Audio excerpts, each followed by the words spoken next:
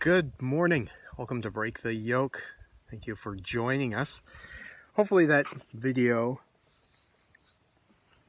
of the little ride came out and that you're able to see everything without being shaken around too much. We are blessed to be stuck in New England right now because of this coronavirus thing, and so we're blessed to be on our family property and we have plenty of room to roam around and pretty much do what we want. We've sort of been staying on the property for the last few weeks. When we first arrived back in the States, we were sort of out and about, just trying to get things done, but keeping an eye on the numbers of the infections in the States as well as Canada and in our region as well. And as the numbers started to increase, we decided to stay put and also limit our contact with people who were still going out and around.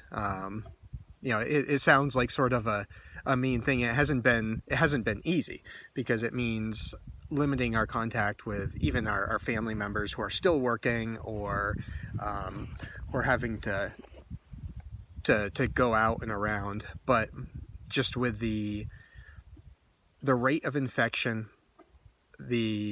my own personal factors, as well as, larger is the concern for my children, my wife, my father, who's in his 70s, and my grandmother, who's in her 90s. And we all live, right now we're staying with my father on the family property, and then my grandmother lives in another house on the family property as well. So there are three people who are very prone to complications if they get this disease. So we've been trying to be responsible. We don't need anything, so we've just sort of been chilling out at the house I grew up in. It's a large house, pretty much empty except for my father, because he's a widower. So our kids are enjoying their time. Our daughter remembers a lot of this stuff, even though it was almost a year ago that we had left. She still remembers it. She still likes riding on the four-wheeler, walking around the property. So this morning, I'm gonna go back and get her in a short time, because she wants to ride on the four-wheeler as well. But just doing checking the property lines, and I want to make a quick video. I've actually made about 3 other videos, and none of them came out quite the way I wanted. So I haven't listed any of them, but we did want to give you all an update. What does the future hold? We don't know. Our plan is to go back to Southeast Asia. We still have a lot of our belongings there. We still feel our calling there. Just because this virus has affected the rest of the world does not mean that evil has stopped. So there is still a lot of bad things happening in Burma, and it continues to happen. And that's without the virus even getting a hold there yet that we know of. One of my biggest concerns is that somehow the virus is going to get into the ethnic areas and it's going to just devastate them. And I have no proof of this, but my concern, my fear, is that it might be used as a biochemical weapon against the ethnics from the Burmese military. Again, it's just a fear of mine. There's nothing saying that that's going to happen. And also, not just Burma, but everywhere, the refugee camps. This is a bad thing, and in the U.S. we're getting hit hard, but these other poorer regions of the world would just be annihilated, and it's awful and it's concerning. And there's just, I don't know what else to say. So we still feel our calling. We're sort of I don't really want to use the term stuck because we don't feel stuck. We're blessed to be where we are. We could be in, 4 different places. I think there's a deer over there.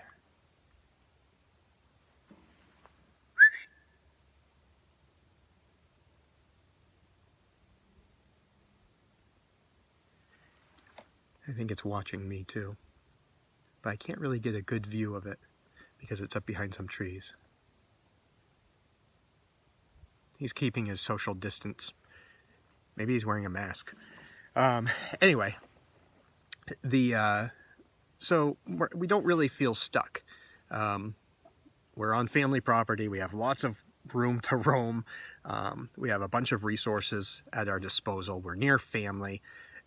Would we like to be somewhere else? Yes, we wish we were in Thailand, still doing our work and helping there. But we also know that God puts people where he wants them. So we are here. We're listening for God's calling and seeing how he can use us to help people around here. When this first started hitting our area, and for the size of the region that we're in, we've been hit not really hard. Still, you don't want to see anyone sick. You don't want to see anyone die. But so we were looking at different ways that we could help our local community. And at one point I was going to, I have a long history in emergency medical services. It was crossing my mind to go back and help there where I could, but I also knew that meant that the chances of me getting it are probably like 80%. And if I get it, because of my autoimmune disorder, I'm in deep trouble. I have faith in the Lord, but I also don't want to do stupid things. So we do everything prayerfully. So then I reached out to my old job doing dispatch, and they were going to take me back on part-time. And I was really excited about that. I was excited to go back and help. And then the night before I was supposed to start, I had sort of felt uneasy. I knew it was something I wanted to do, but I was starting to feel uneasy about it. And it wasn't necessarily a fear. It was just a feeling that this isn't what you're supposed to be doing. I'm like, well, it's what I want to be doing. And I've made this mistake way too many times. It's not what you're supposed to be doing, but I want to help. And then the night before I was supposed to go back to start training up again, my wife came to me and said, I don't want you to go. You're not supposed to be there. And so it led into a long discussion, and I prayed about it. And finally I said, well, if I'm feeling uneasy, and she's feeling uneasy and saying that I'm not supposed to go, then I'm not supposed to go. So where does that leave us, Lord? Like, we can't just stay up on a mountain and not help our community, help others. How can we be a light in this situation? So we haven't gotten an answer yet. We've been blessed to have some friends who have reached out to us that have brought us a few things. Because again, we're trying to limit our exposure in going out.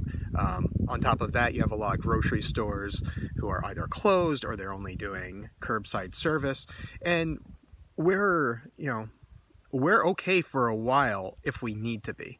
But at the same time, we don't want to have to dip into a food resource if we can have fresh vegetables and meat for our children. It's a bit healthier than something that's canned. So we had 2 different friends come forward and bring us stuff. One brought us fresh fish, and then the other one took my wife grocery shopping. And they were both very cautious. She was wearing a mask. He was wearing a mask. And it's something I didn't necessarily want to do, but we had a fairly big grocery list of nice to haves. And I don't want to send her anywhere alone right now, just because there have been a few cases, not in this area that I'm aware of people taking this out on Asian people. And I don't think that would happen here, but I would just feel so much better if there was someone with her to just sort of make sure that no one gives her a hard time. So, you know, we're blessed with wonderful friends. We're trying to reach out to other people and see how they're doing. If there's something we have where we can help somebody, we'll do our best to, you know, arrange that. We've had some other friends who we haven't seen in a long time reach out and say if there's some resources we need that they could help help with those. Because again, we're not, you know, we're volunteer missionaries, humanitarian workers. So we're not getting paid per se. We're not, we don't have an income. So we're sort of relying on God to provide and other people to answer that calling. But we're not going to reach out and ask for something. That brings us to the next point. Is originally we came back to the US because we were supposed to do fundraising, and when we first got back here there were no cases in the US, and then it started to spread. And I'm running out of time, so I'll make it real quick.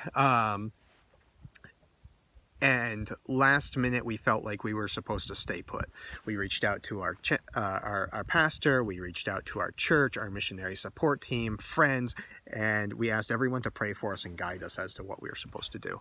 And I'm thankful we did that, because we felt like we were supposed to stay put.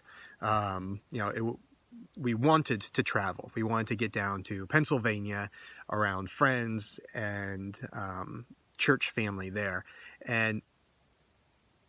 But we didn't feel peace about it. And it's a good thing that we didn't, because the day that we were supposed to travel, there had been an increase in cases in our area, but we also had a friend who was going to drive us, a great friend, and he was laid off from his job the day we were supposed to leave.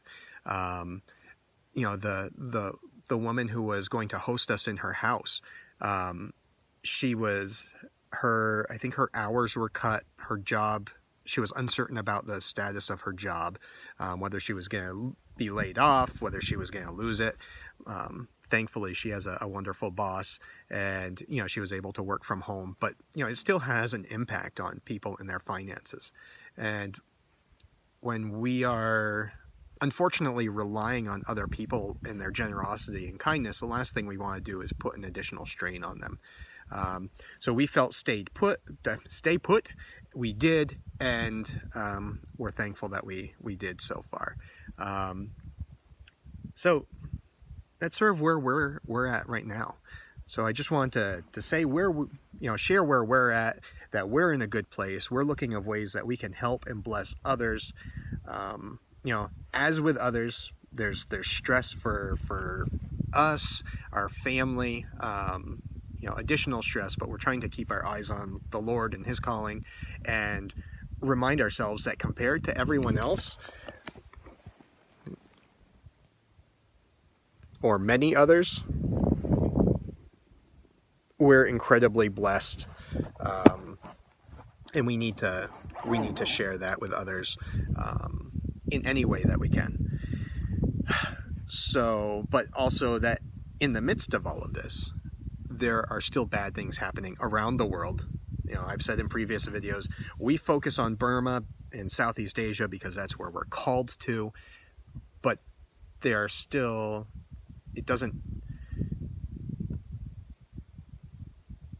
there are still people suffering around the world, and nobody deserves it. And we need to all answer our calling, because others are called to other regions, and, you know, step up to that. But anyway, please continue praying for us. Reach out to us if you want more information. And we continue to pray for many of you. If you have a prayer request, also email us or let us know. But thank you. We love you all. Shalom.